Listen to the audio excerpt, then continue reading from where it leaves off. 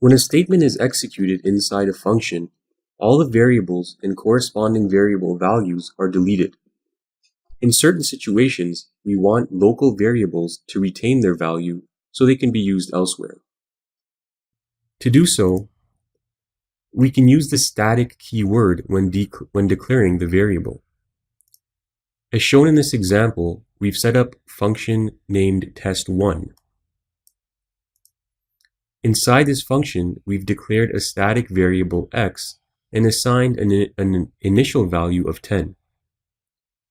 Next, we have an echo statement to output the value of x, followed by the x++ statement, which will increment the value of x by 1 every time the function is executed. As we can see here below, we've executed this function 1, 2, 3, 4 times. Each time it outputs the value of x plus 1, starting with an initial value of 10. So you can see that in our web browser, the initial value is 10, which is also the initial value of our x variable.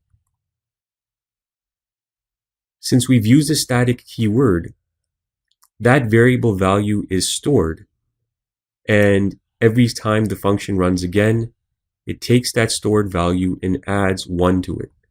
So after the initial 10, we'd have 11, 12, and 13, and that you can see is correct. It's in our web browser.